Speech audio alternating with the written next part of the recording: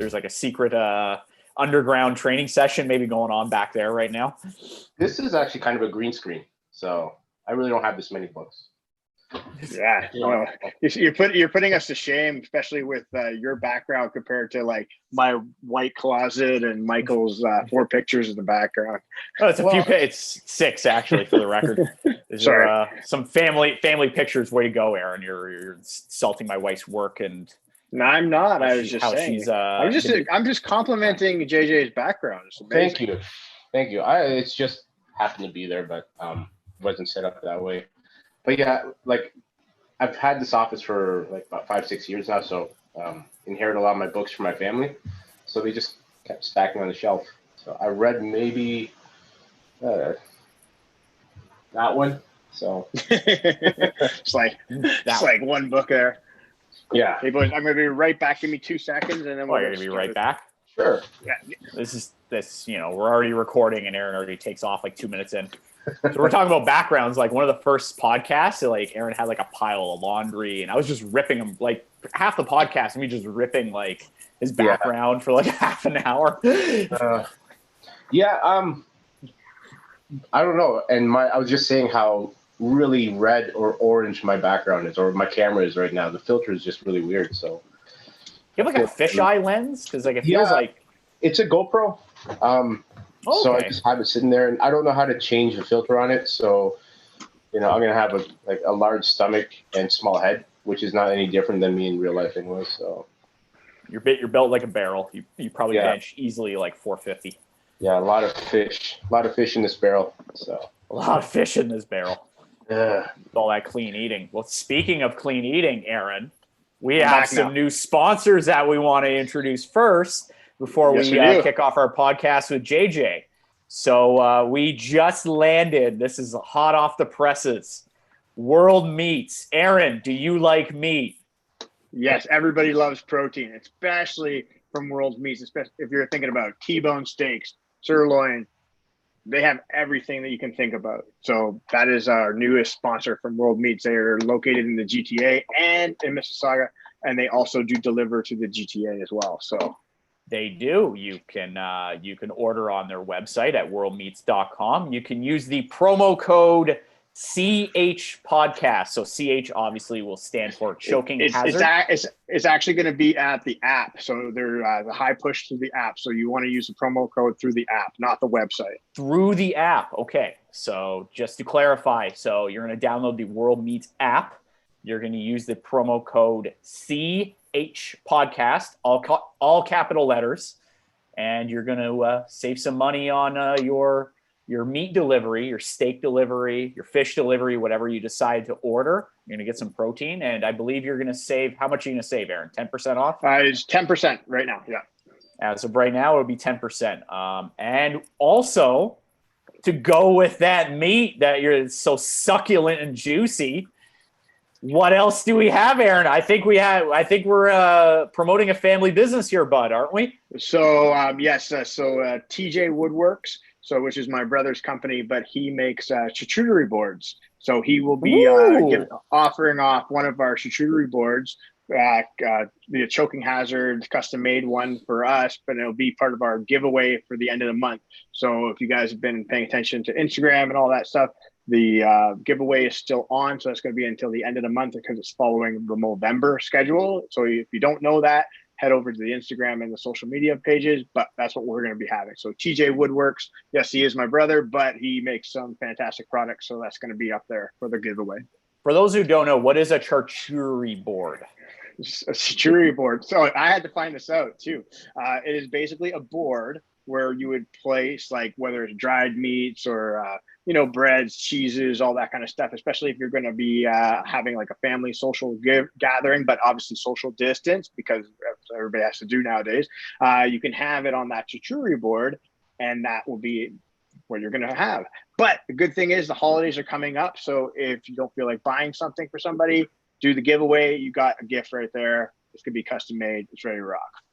Could you also place some delicious succulent steak from World Meats on that charcuterie board? Of course you could. Of course, you can put anything you want on there. You could put tons of meat on tons of wood, TG Woodworks. TG Woodworks. And what is their Instagram, Aaron? It is the same handle, so it's tgwoodworks.ca. Perfect, and it'll be TG Woodworks on Instagram. Yes. We're keeping it in the family. We also have another sponsor that we're going to announce in the short to medium term future. This will be another big one as well. We are finalizing some of the details on that, and we're going to work in some other sponsors later in the podcast. But let's get this started. We were trying to. I think Aaron was trying to pronounce your last name, JJ. Just for everybody who's listening to this, introduce yourself. And what have you been doing the last little few months during this pandemic, I guess you could say? Well, my name is JJ Filipovic. I've been trying to trade as much as I can. Like I said, like everybody else, it's been a challenge. I don't know. Are you guys trading quite a bit? Are you finding some alternate ways of staying sharp or doing anything else right now? A little bit here and there. We've been trying to get some stuff in there. Yeah, we've been the same thing. Like I said, we're trying to stay in shape. I want to keep my gi fitting still because I can't afford to buy a whole new batch of gis. Exactly. I myself personally, I'm trying to go up at least 3 or 4 weight classes right now. So I will be making my debut at some point in the ultra heavyweight division when this pandemic is over, maybe closer towards like 2025, 2026.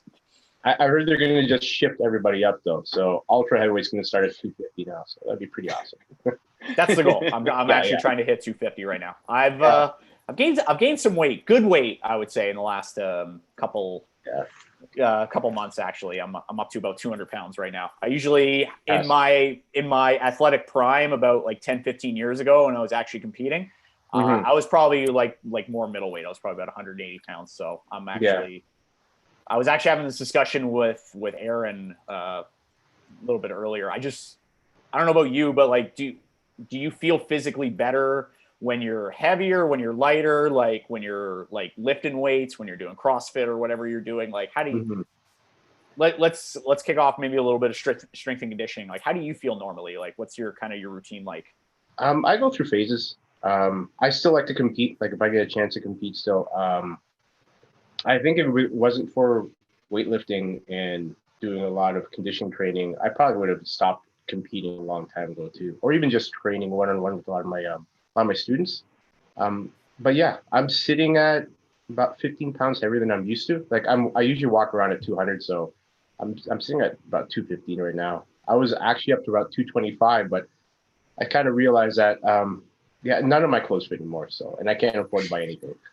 So I started like maybe I should close my mouth every once in a while and stop letting food fall in there. But yeah, no, I feel better fighting at heavyweight. So I usually have my cutoff for the 208. And I tried fighting at middle heavyweight and a little bit lighter than that, and I lose my strength. So, but I find that cutting your weight, and it's a funny thing. You're not really gaining advantage when you're fighting somebody the same size as you anyway. So if I'm fighting at 195 or 185, I'm still fighting a guy who's 185, 195. And there's a good chance they're used to fighting at that weight. So I'd rather fight at my regular walking weight. So I'm not a big fan of extreme weight cuts anyways. So I think I'm kind of at that point as well. I'm not a big fan of them either. Like for bigger tournaments, I think I've done personally, like I've cut a lot of weight. And I think there's a trade-off to it, honestly. You probably may feel this as well. Like you probably lost a lot of strength. I feel like I lose a lot of strength as well, especially as I'm getting smaller. But I feel like maybe my cardiovascular wise, I probably feel a lot better. Like I feel like I'm not going to get tired as much, but like I just feel I don't have the same oomph on like maybe sweeps or takedowns or even like just trying to like hold a pass or hold somebody down. I feel like I don't have that extra strength and weight to kind of solidify something. Yeah, my biggest problem I find when I compete is when it gets absolute. And I think my bigger challenge are fighting guys who are mid-heavyweight because their speed's a little bit faster than mine. Especially when I'm heavyweight and I'm a little bit comfortable having that pizza before I go into the match. So when you're a little bit sluggish before you get into that match and you fight some guy who it just feels like they have better endurance, sometimes that's a bit of a challenge too, though. So, it's not bad.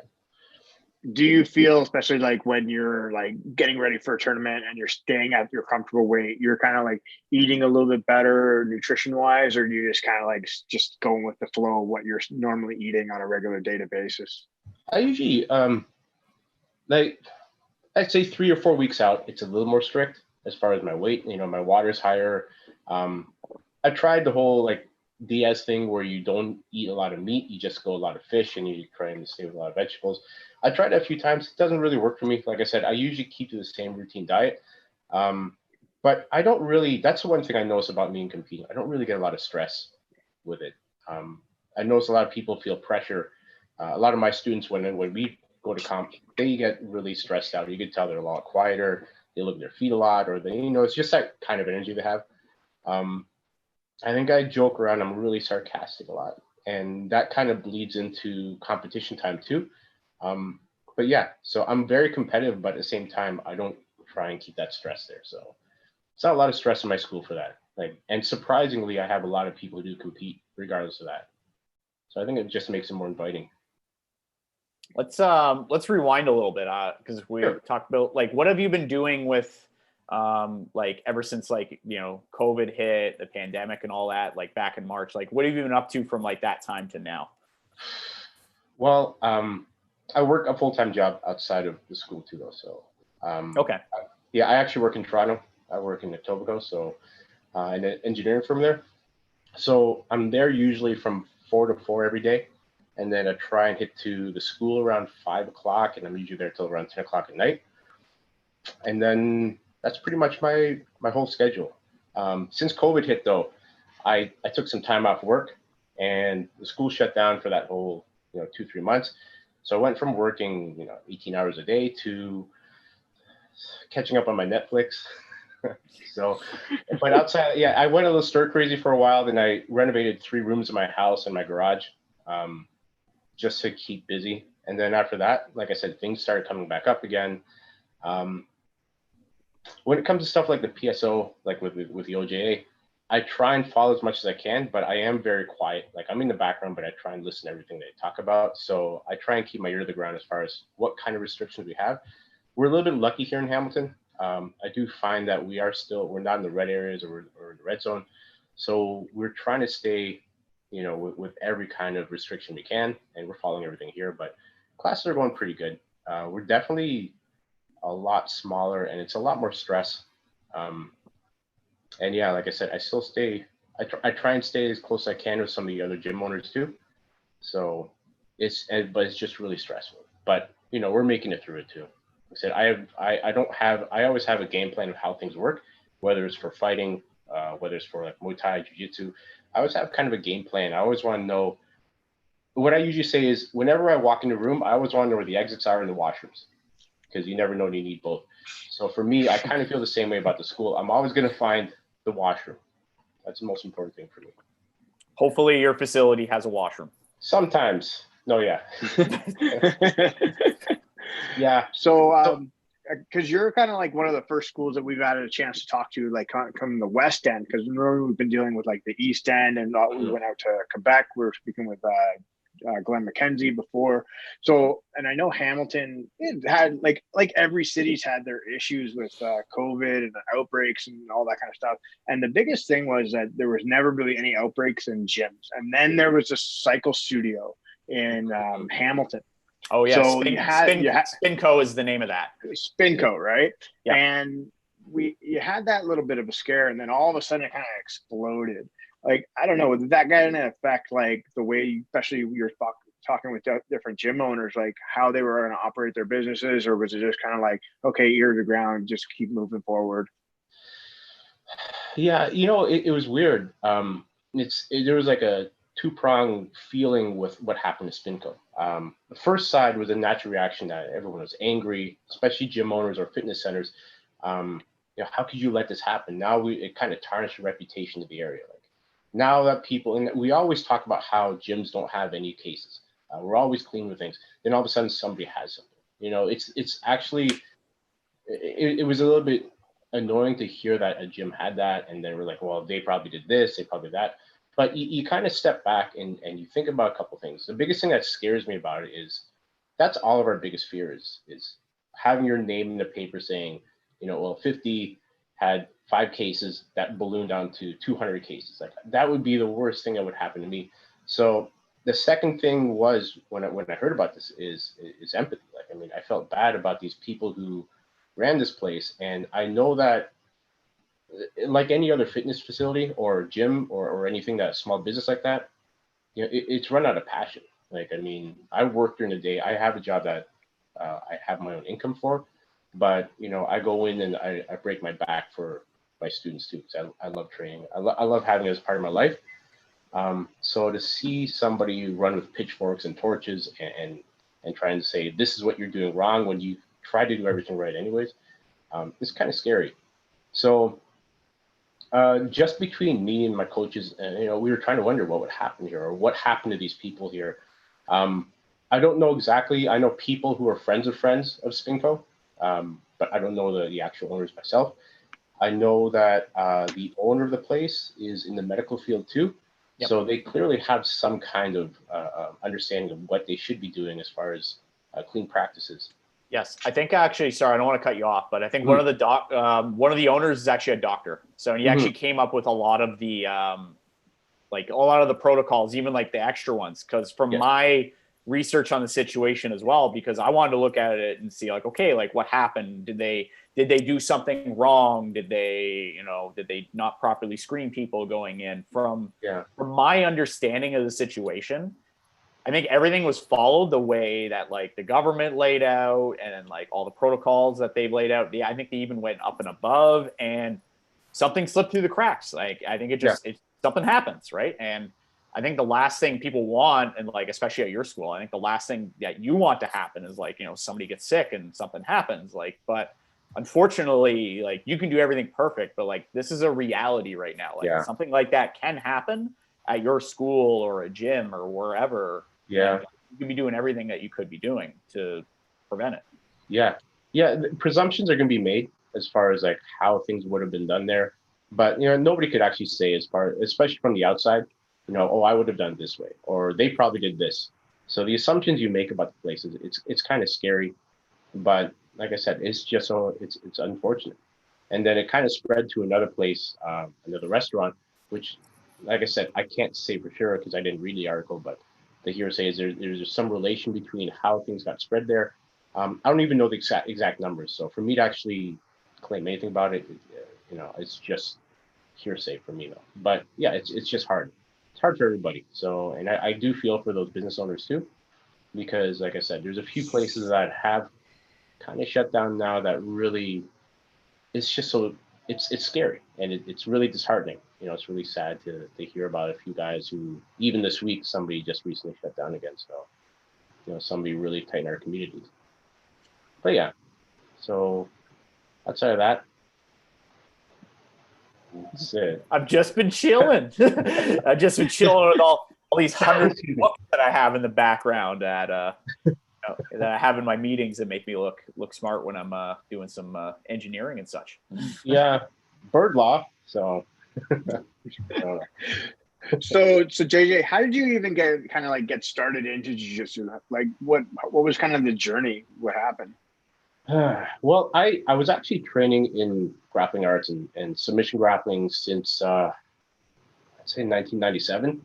And I got my first black belt under Samir Saif in 2005. And I trained with him. I coached under him for that long. And then I started growing. I started moving on to a different position. And I opened my own school up in 2012, I believe. It's such a blur now. But I need an affiliation. And I was looking around at different places. I was shopping around who would I approach? And I used to go to Vegas a lot with a lot of friends just for fun. But the one time I went down, I think it was in 2008, I retrained at Couture's place, Randy Couture's place in Vegas. Extreme Couture Las Vegas. I'm sorry? Oh, Extreme Couture Las Vegas. Yes. Yeah. Okay. So I was down there and Robert was teaching a class there. He was one of the head coaches there for jiu-jitsu at the time. And I took a great liking to him. Like I thought he was amazing. His coaching style was something that kind of lined up with mine.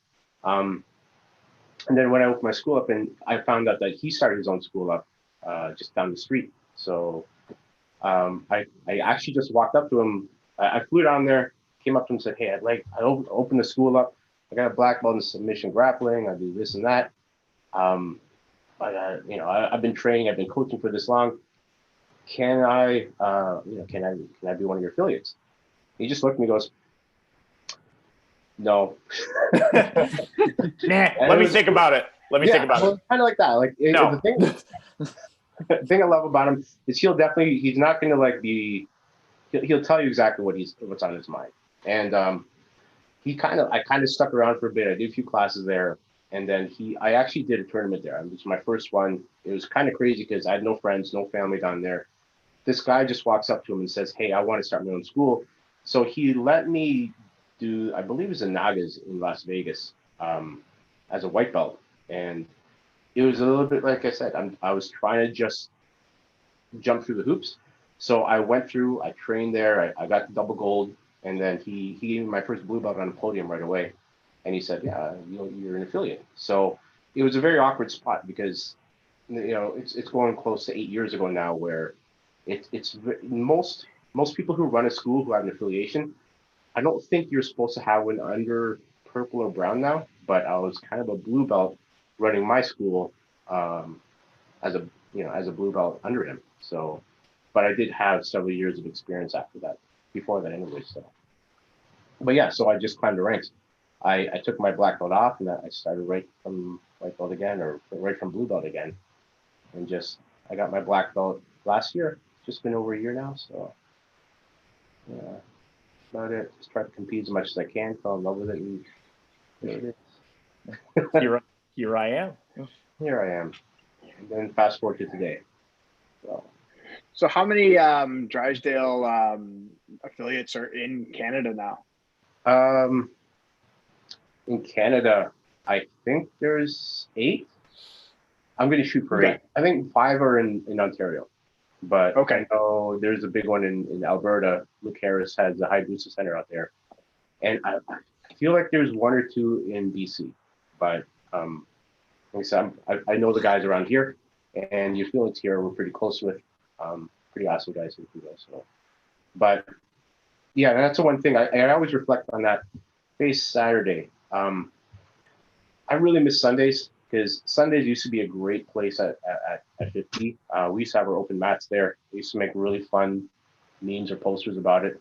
But I loved it because I used to have 5 or 6 or 7. I've had up to 12 schools come in just for our open mat there, and it was awesome. Like we'd have guys from Toronto, we'd guys from Buffalo, and it would be a great place where we just come in, train, and probably go to eat somewhere after that. So, but we started doing open mats since I think it was like right from the get-go, right from 2012. Every Sunday we ran them. So, but yeah, I do miss that part of the community of it too. I miss it a lot too. One thing, because I was talking to like Michael Sheehan a lot about this as well, and when he was coming up like in the belt ranks, and I was as well, because we were talking like during that time as we were coming up, there were a lot more open mats. Like every Sunday it would be like, okay, there's an open mat at Fifth Dimension, or there's an open mat at like Gringos, or there's an open mat at like Body of Four. They're all over the city, and like you'd have people that normally don't train at these schools, and they would go there, and they go to different places, train with different people. Which in my opinion, like I'm very open with cross training everything. I think it's fantastic because you need to not only train with other people sometimes, but also get maybe some different perspectives on things than maybe they don't have at your home gym. And I think there's nothing wrong with that. But the one thing that I think we both noticed at the time is I think over the last while, there's been less and less of that. And I don't know if you've noticed that in Hamilton specifically. I've kind of noticed that more like maybe outside of Hamilton, maybe like in the Toronto area. But I don't know if you've had experience that, but what's kind of your take on that? And do you still think there's a lot more, you still get a lot more open-minded training when it comes to like, we're talking pre-COVID, but like, yes, yeah. Do you find that it's kind of gone down, or has it still been kind of the same for you, or it's just like it's just been the same environment? You mean like less people coming and cross training at other open mats and... Yeah, like I don't know. I actually found it was increasing more and more.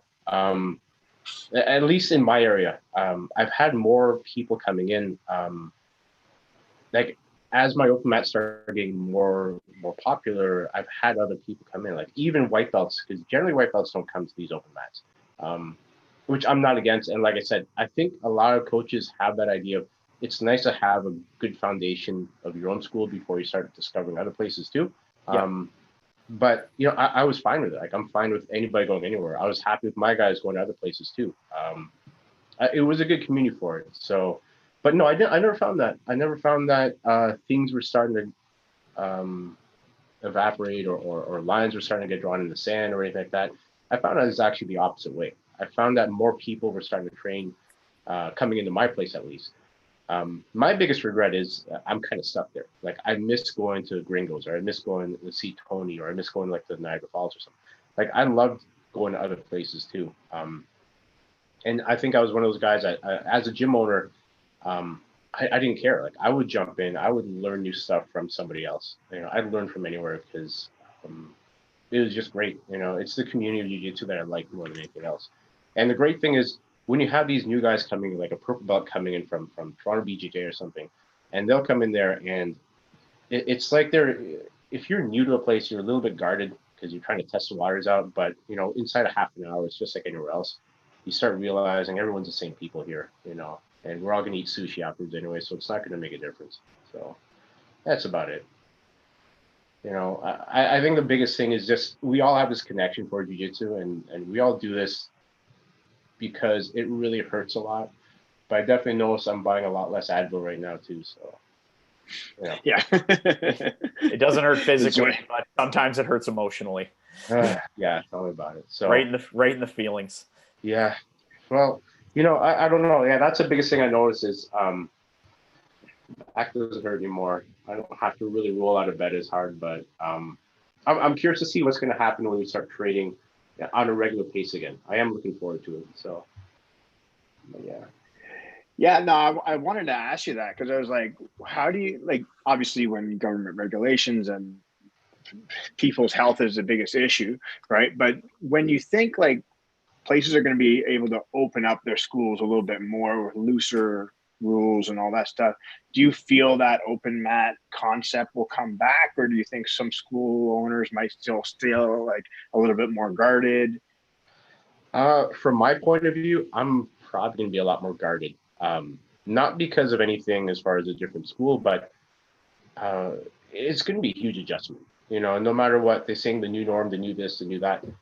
Even with protocols, I mean, I think I'm still I want to have open mat hopefully by next summer. Like I have this gut prediction with no founding evidence or anything else other than a dream that by next summer things will start getting back to normal. Like I mean, hopefully by June or July, we'll start getting back to actually regular classes.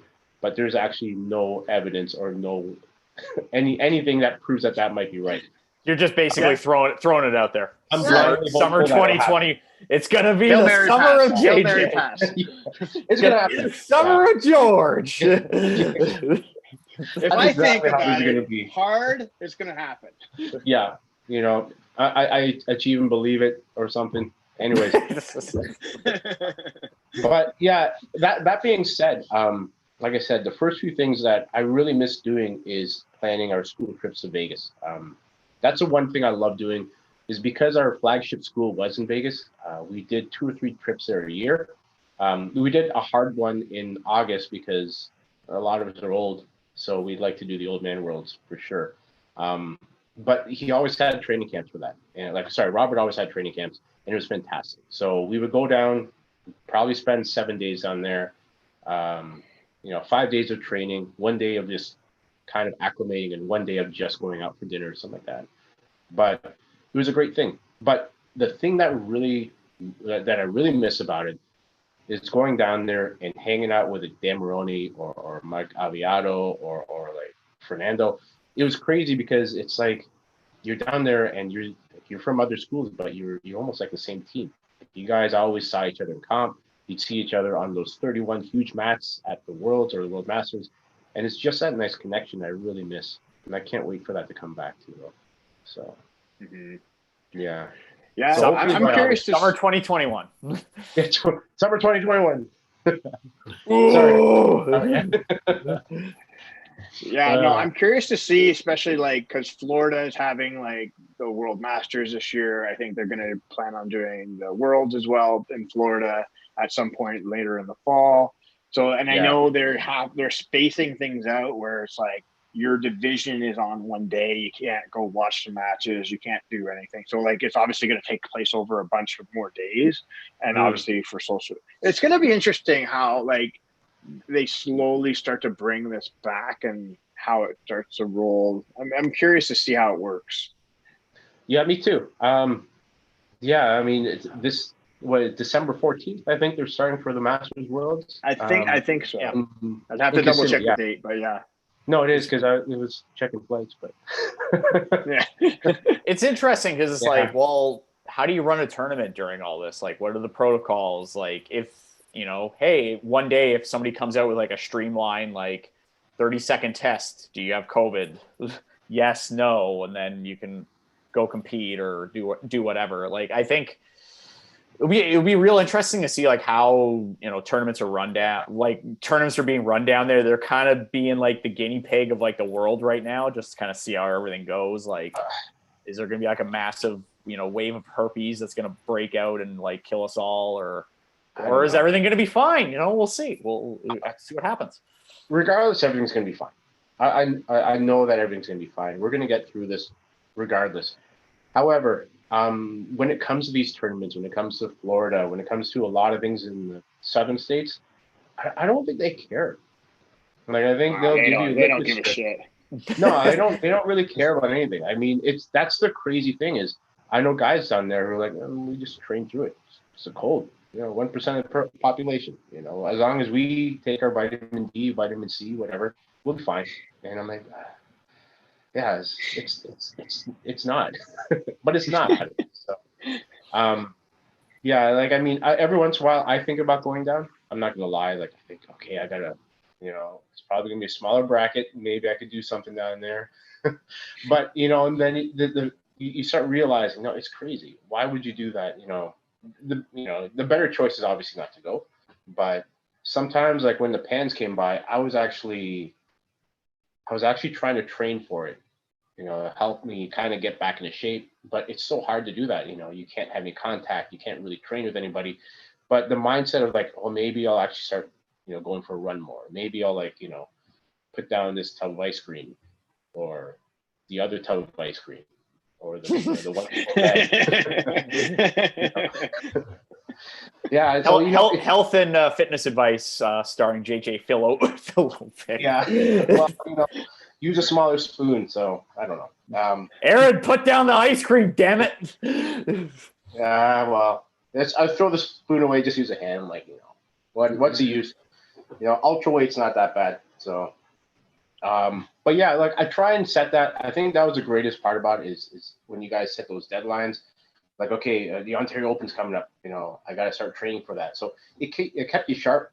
And I was trying to see if I could pseudo do that with the pans, but it didn't work. And I'm trying to do that again with the Worlds or the World Masters, and we'll see what happens with that. But that's the biggest challenge I see with a lot of people right now is they need that kind of deadline. They need that goal set to have, and it's hard to get that when how restricted we are right now too. So yeah. Well, I think that's like everybody. I mean, like people are so, hey, I need a goal, I need an objective, I need a date and an end date to kind of like plan ahead so they can think about it that way. And especially as competitors, I think it's like they go, okay, I have 12 weeks to prepare for X. I'm going to have to do X within those 12 weeks. And they're going to set themselves on that goal path.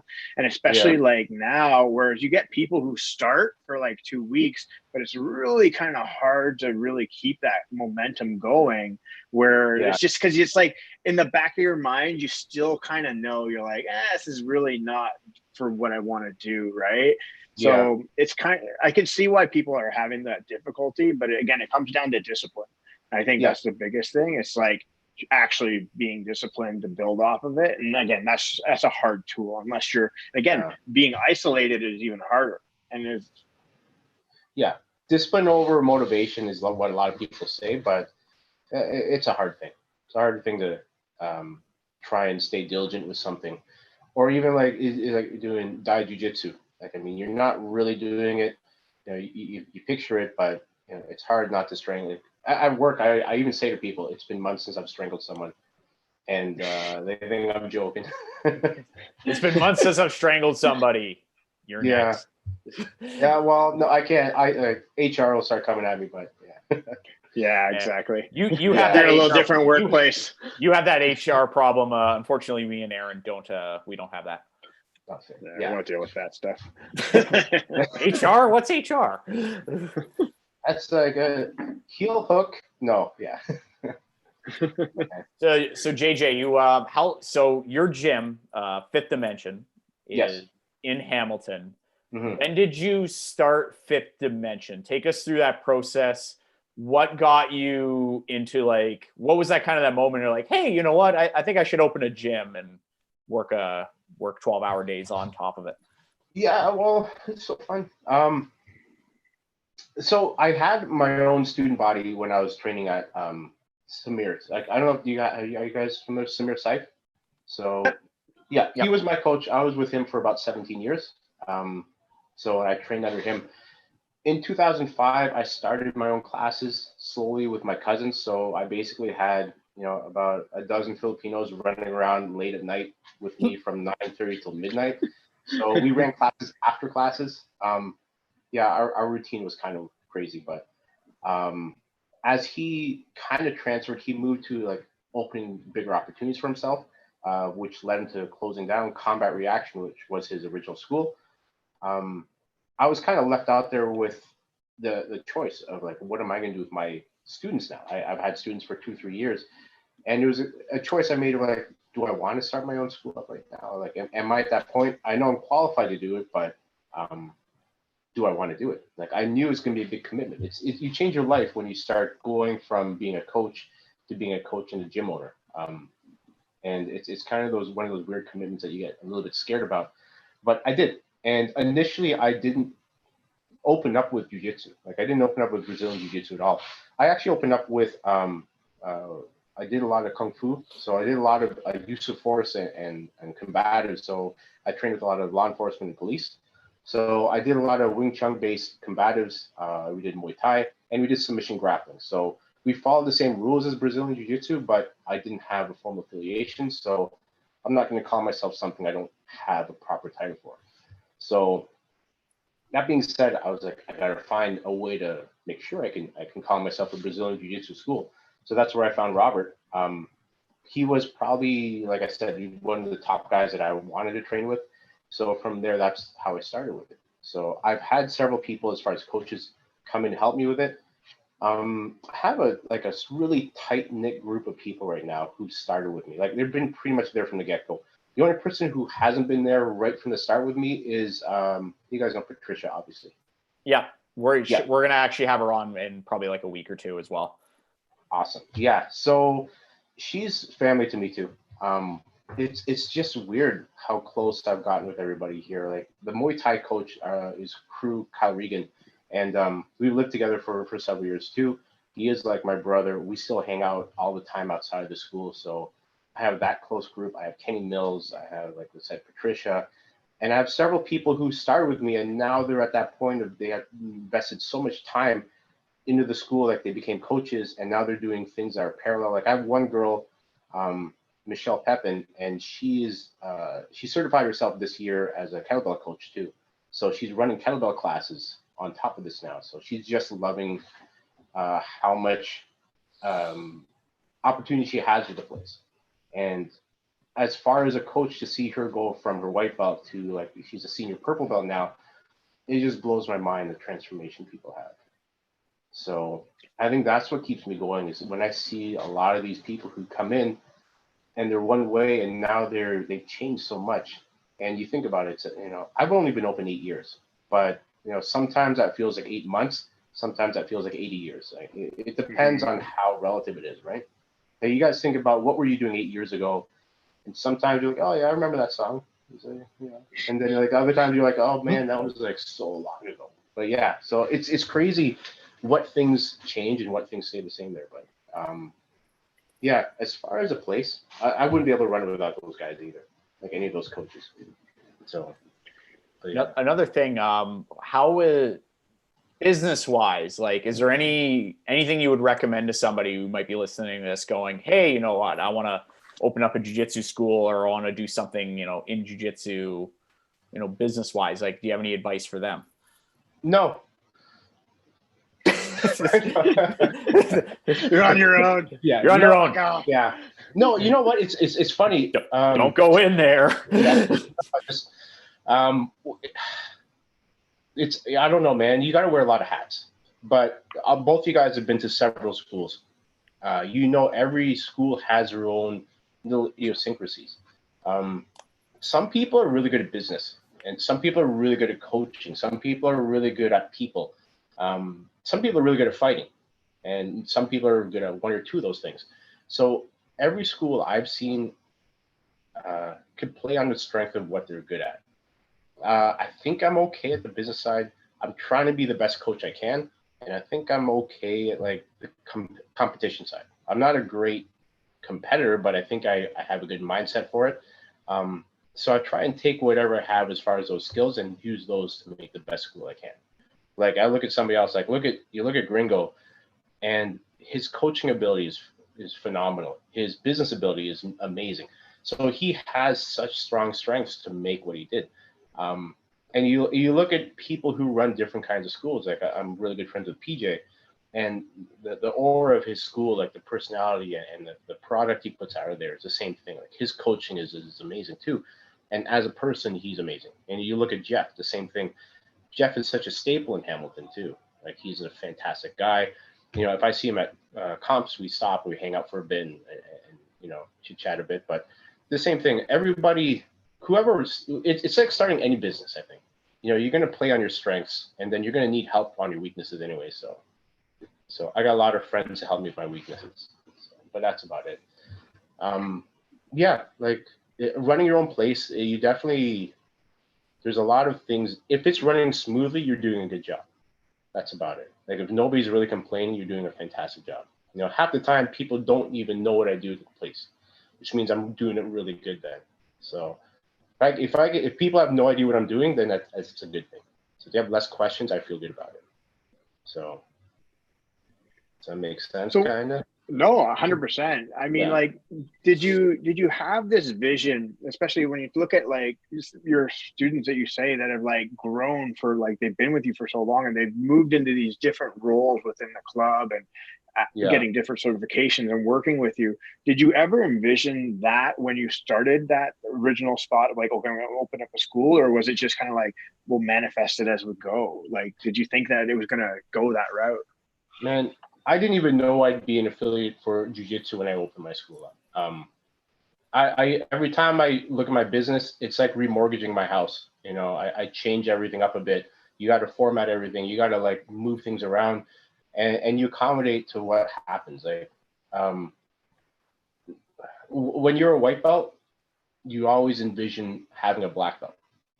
But when you get your black belt, it's not exactly it's not the same picture you had when you were a white belt, but it's different, right? It's like when you set any goals. When you finish your goal, you're kind of a different person. You're kind of a different mindset. So it's never what you expected, but it's what you wanted. If that makes sense too. You guys ever had that kind of feeling where it's like, once you hit your goal, it's not what you thought it would be, but it's still such a great thing. So when I'm running this school, it's the same thing. Like it's an ongoing project, I guess, and I don't have any plans of closing anytime soon. So I'm curious to see where this place will go in the next 5, 10, 15 years. See exactly.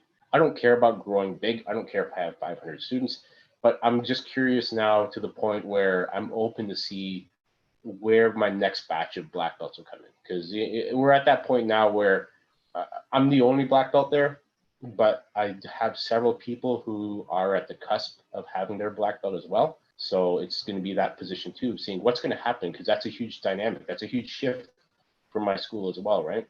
Like I started the place as zero belts. I was the only blue belt at one point at this place, and now I'm at the point where I'm going to have a cusp of a handful of black belts coming out in the next year or two. So I definitely noticed that changes the demeanor and the attitude of the school. I'm curious how that will blossom from my place, So especially when things start coming back in June 7th at 7 June 7th, 2021. I can hear COVID will magically disappear. JJ is calling it right now. You just wake up, and it's like, what was that? Remember that time with COVID? I'm gonna log that time, June 7th, 2021. If things actually disappear, I'm gonna be like, what, like JJ Nostradamus episode, whatever the hell this is. It's just like an episode of podcast. I'm putting it on the Twitter. I'm gonna say like JJ said June 7th, 2021. Boom. We're just gonna put it. Perfect. COVID's done. And then on the same day, we're gonna boom, pop it back. We'll see where we're at. It's gonna be like 15,000 cases a day, and then like June 7th, 2021 rolls around, it's like zero. It's just gone. Boom. It just vanishes. It just completely disappears. Now, so sorry, JJ. So speaking of COVID, there's been some cases in Hamilton. We talked about that with Spinco. Mm-hmm. But how long have you been a resident of Hamilton for? I grew up here. Oh, you grew up here. So born and raised. You know the streets of Hamilton, the ins and outs. Like the back of my foot. Yeah. Yeah. Sometimes the good, the bad, and the ugly of Hamilton. Well, yeah. I want to run through sorry, say that again. I'm just mumbling. Yeah. So you're walking down a street in Hamilton. We'll call it maybe Barton. We'll call it Barton Street. You're walking down Barton. Good street. Late at night. What are you more likely to get there? COVID or a meth addict jumping you? Yes.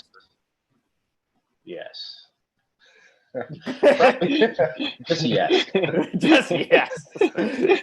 A meth addict with coke. Meth addict with COVID. Yeah.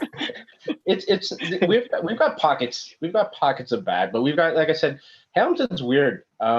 I don't actually live downtown. I live on the mountain, so I live in like. Oh, you live where there's not meth addicts, so there's not a lot.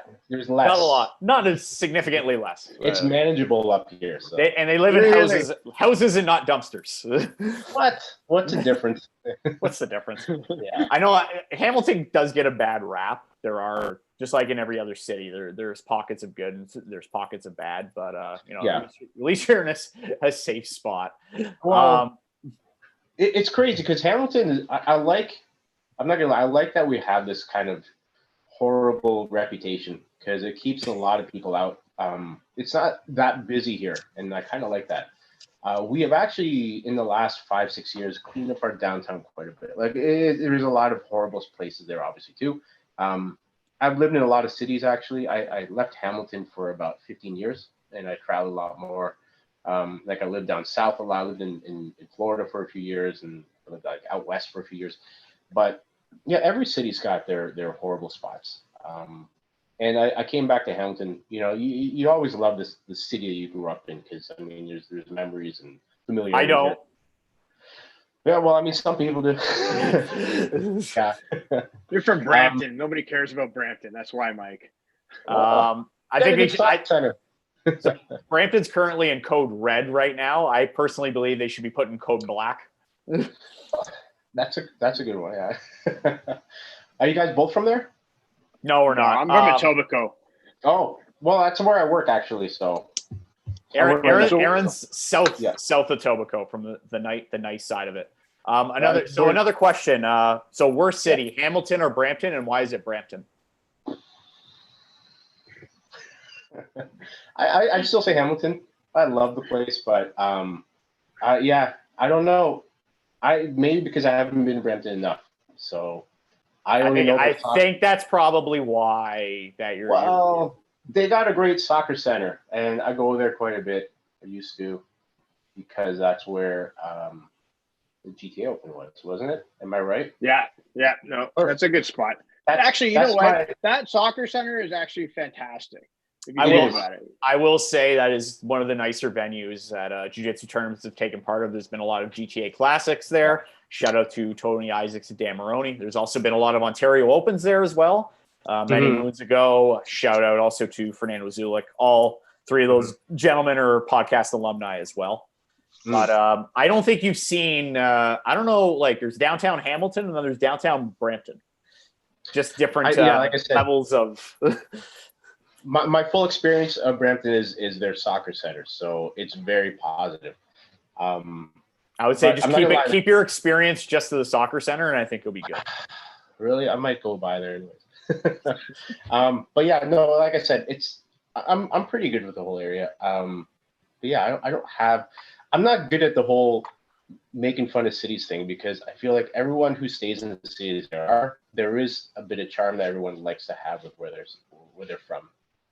Sometimes I'm speaking up voice because that's kind of a question.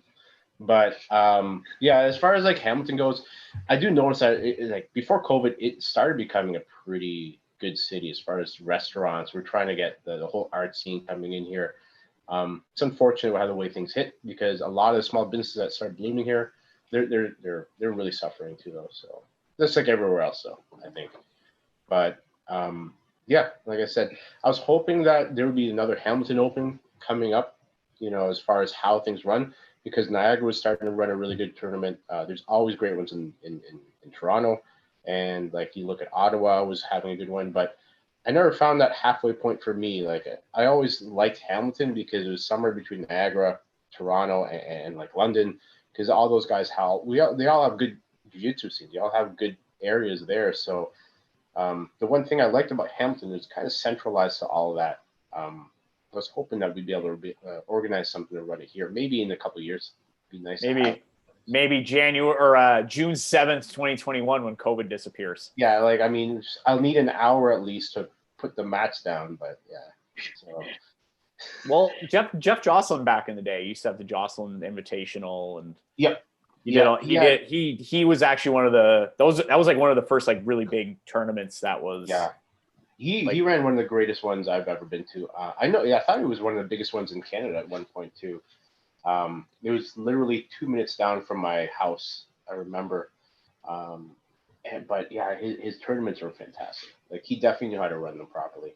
And hopefully something like that can come back up again. It'd be nice to have something local for me where I don't have to drive somewhere and drive home again and scream at my students to lose already so I can go home. I'm hungry. But, it's good to have a positive influence in your corner. Yeah, I'm a great coach that way, right? Still improving. But yeah. Did you ever have the opportunity to do Jocelyn's back in the day, or? No, like I said, most of my training was with Samir. Like I was with him since '97. So how old was I? Like I think I was like 19 at the time, 18 at the time, and it's that age where you just like I started training. Like I started martial arts when I was 6. And then you stop because, you start learning about cool things like Nintendo or like just, being a kid. So like from 14 to like, 18, 19 years old, I didn't do anything. You just be a teenager. And then I started getting back into it. I started investing my time back into it. So, yeah, I never, like I said, I ran parallel. Like me and Jeff are the same age. So like, I never made it to his school. I've always heard about him outside of there, but yeah, I never actually made a chance. It's unfortunate though, because it was an opportunity lost for me. It would have been nice to be a bit closer on that kind of connection too. Yeah.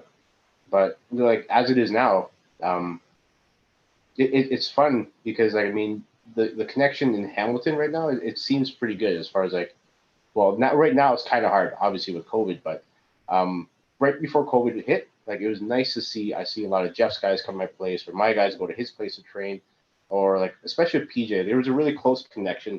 I'm not gonna lie with me and PJ, mainly because my brother trains there. I think he's one of his oldest students. As far as like how long he's been there, and how old he is, so he's really old. But yeah, so the same thing. Like I mean, I remember when PJ first opened his doors, and I helped him build his place too, though. So. And a lot of his guys come to my place to train too, especially for Muay Thai. So a lot of the guys like to do striking, which is what I'm really happy at. I'm really lucky to have a coach who actually is just specialized in the Muay Thai side too. So, yeah. No. Well, I'm hoping that when things eventually get back to some sort of normal, PJ's able to open up back again eventually down the Yeah. road. So Yeah, no matter what, like if he has an opportunity to and he needs help, or he needs, like, I doubt he needs help because he's, who he is. But if he ever need help, he knows that I'm there to support him with anything he needs to. So, yeah, it's anybody who, if I ever had a chance or an opportunity to help anybody, like whether it's here or like somewhere in Toronto or anywhere else, I mean, it's such a hard thing to have to shut your place down. Like I thought about that. I stared at my school a few times, and I'm like, I'm thinking about what would happen if I have to stop my lease. Where do I put all my stuff? It's such a hard thing, and that's the worst thing to think about is like, where am I going to put all my stuff? My place isn't small, but it isn't big either. But it's big enough where, my wife's not going to like stacking mats beside her bed, or yeah, exactly. or like heavy bags in the bathtub, or I mean, it's not going to be really cool to have that. But yeah, I don't know where I put all our stuff. She did. So what you're saying is your wife doesn't want you to build a bolo base in your basement. Well, no, we do a lot of outdoor training and like the part of the driveway. No, probably not. Yeah, no. But yeah, no, like I said, yeah, like just to stop the momentum of a school is so crazy. So, like when you stop your business like that, it's like stopping a train. It's going to take so much more energy to start it back up again. So, yeah, I definitely agree with that. I think me and Aaron can also speak because we had a program at a gym that we were running, and it was the momentum, the gears were starting to turning. We noticed more and more people were noticing it, more and more people were starting to sign up, and then I felt like it just hit a brick wall, and here we are. And unfortunately, in the situation that we're in, we can't really run a program there right now because just based on the restrictions or just the management or upper people. And I totally understand it from their perspective. They're just like, like we don't want to take this risk right now. It's just not worth what can potentially happen, which I totally understand. It's such a frustrating thing because everybody's always looking for an enemy. Everyone's always looking for a target to shoot, and there is no specific target here. So I find a lot of tension happens from that. Is trying to swing for something that's not there. Like, I mean, it would be so much easier if we can have COVID as a person. It'd be so great if he was a person. But yeah. Screw you, COVID. You're dead. Go away. Back to your country, COVID.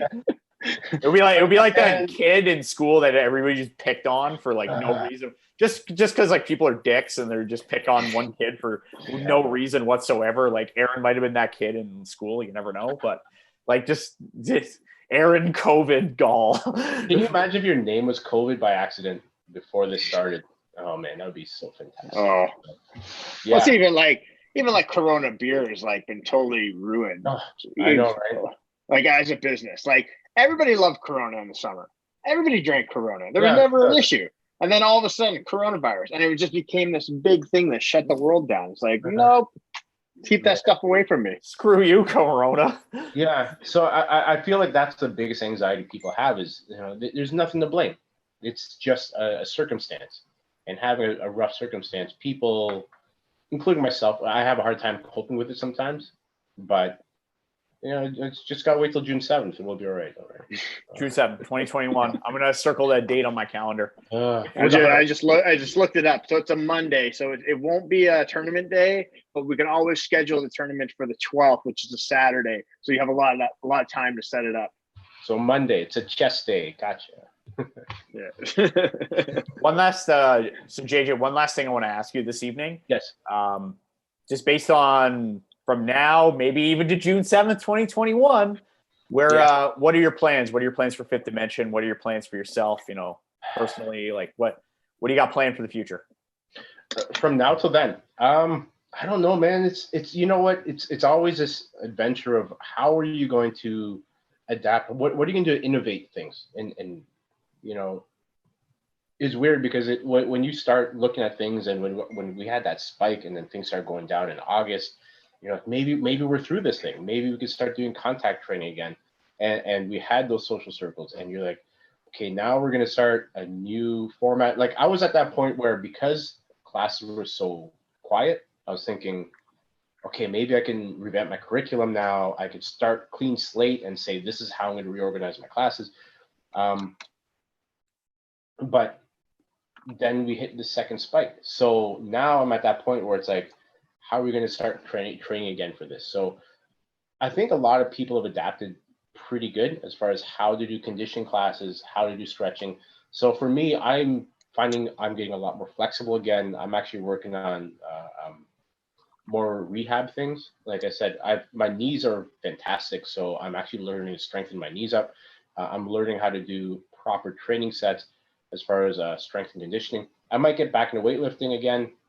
So that being said, I might integrate that into a lot of my classes, because if I can invest my student body into actual weightlifting, I do think it'll give a longevity into their training. I don't care if they compete, but at least they have the ability to roll more. They have the ability to kind of know how to do recovery properly. So the greatest thing I have is, like I talked about Michelle, she started doing kettlebell training, which it's exponentially changed her strength level. So that kind of put me in a point too of like, maybe we can invest that time before we start getting into full contact training again into strengthening ourselves, adding flexibility, adding some kind of training that it's not necessarily endurance, because you can't really hit that. So maybe there's other programs we could set with that. So, Definitely. That's the best I got for June 7th. Yeah. So your perfect segue into one of our other sponsors that I'm going to throw out there right now is CanadianProtein.com. So if you want to get them sick gains like JJ's got and them bicep veins, you want to go on CanadianProtein.com, use promo code CHOKE, CHOKE, get yourself 10% off some protons, get them into your biceps. JJ, how big are your arms? They got to be at least 24-inch pythons. No, they're centimeter. It's metric. So you just completely killed my segue ad, but use promo code CHOKE, get yourself 10% off. We also got one more sponsor I just want to throw in this evening, and that is Project XGuard. We had Raul Chavez on about a month ago. Chavez.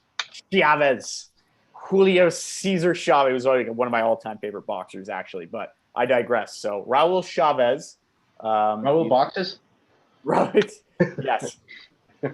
So Raul Chavez, he is the program coordinator for Project XGuard. It is a not-for-profit that helps to work with at-risk youth in their communities and spread the love and good vibes that Brazilian Jiu-Jitsu can have on your life. So if there's anybody out there listening to this right now who feels that they know somebody who can be positively influenced, and JJ actually listed a lot of people this evening that have been great influences, not only on his academy, but have kind of changed themselves physically, spiritually, emotionally. That is the great thing about training martial arts, especially Brazilian Jiu-Jitsu. I think we can all agree on that. So Project XGuard does really good things for the community. So check them out, give them a shout. It's Raul Chavez on Instagram, also Project XGuard on Instagram. You can also connect with him through us at the Choking Hazard Podcast page that is also on Instagram. Bam. Awkward silence. Good segue, man. All right. So wow. Get them gains in your bicep veins.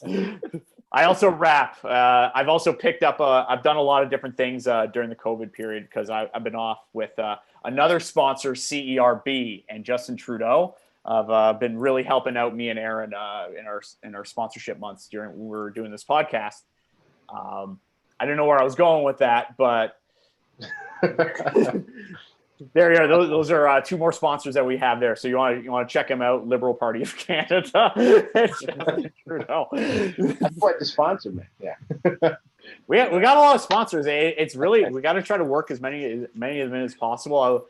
I think we're trying to segue some of them in. So I think we talked a lot about like strength and conditioning and how important it is, but also like, your recovery as well. And I think I've noticed the times for myself, I feel physically better when I'm doing a lot more weight training. I was actually having this discussion with a student earlier today that during during COVID. It's like, well, what are you doing? It's like, well, I'm up to about 200 pounds. He was like, what? And he's like, normally you're like 185. I'm like, yeah, I've been lifting. I actually feel physically like a lot better. Like my joints, I don't feel as banged up. I'm also not training as much too, which is probably helping, but I just feel like, having more muscle mass and more gains, it helps to, especially if you're doing it properly and you're lifting, proper form and technique.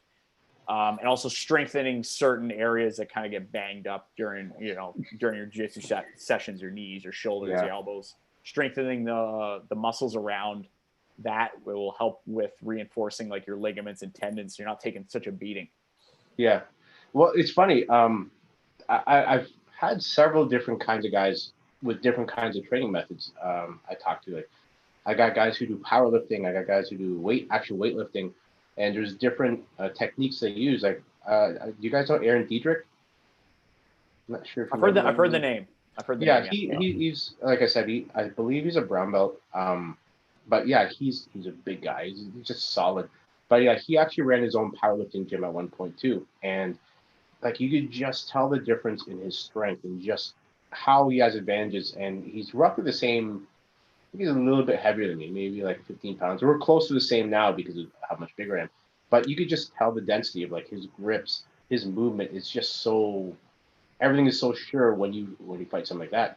And then you'll go against a guy who does a lot of movements and or movement techniques where he does a lot of stretching or body strength. And you could just see their balance or their coordination so much different with that too. So it really depends on what disposition you have for that or how you like to train. How you train is like how you adapt to things. So I'm going to give you the final word this evening, JJ. Do you have any sponsors you want to thank? I've shouted out like about 20 sponsors already, and we got more coming, folks. You mean as far as somebody I know of, or the sponsors you guys have? No, your own sponsors or anybody you want to shout out. Well, absolutely. I think the only shout out I'd have right now is I'm halfway through a book that my coach gave me. He actually signed it for me, which was very, it really hit me right in the feels that he gave it to me. But yeah, I'm actually reading this book right now, so it's a fantastic book. So yes, I have heard many great things about this book. I just bought a batch of these, like locally for anybody who's looking to grab one. I'm down. Yeah, I'm down. Yeah. If you have one, I'll text you my address. Sure, no problem. We'll definitely leave my address off of this because I don't want to get flooded with tons of hate mail. What? I'll be super fan. But yeah, no, it's a fantastic book so far. I'm halfway through it, and it's crazy because it's really unbiased. Like he goes around, he talks to people, and what he talks about in here is it's at that point now where a lot of these grandmasters are in their 80s and 90s. So you have an opportunity to talk to them about the memories they have and how the Gracies came up, how Brazilian Jiu-Jitsu came about in Brazil and the influence. So yeah, it's a great book that covers it. And like I said, I believe it's a good warm-up to when the actual movie comes out. I think it's out next month. Oh, okay, perfect. Because I'm not sure. But yeah, so it's definitely coming out. Like I said, it's been a 3 or 4 year project for him, and it's been fantastic. So, but yeah, that's my sponsor then. So it's the book is called Opening Close Guard by Robert Drysdale, who happens to be the instructor of JJ this evening. So JJ, yes. I want to thank you for coming. I want to thank you for coming on this evening. Appreciate your time. Well, I appreciate you guys having me on here. Hopefully, when this all blows over, me and Eric can come over and we can do some training together. Yeah, we eat so much food. I mean, yeah, training's good too. I am looking forward to June the 7th, 2021. And that's what we're gonna come. We're gonna show up that day. You better let us in. I'll make t-shirts. Yeah, for sure. Awesome, guys. Well, thank you very much. It was a pleasure. It was so fun to have to be on this. So I had a great time. No, excellent. Thank you so much, JJ. Look forward to seeing you soon.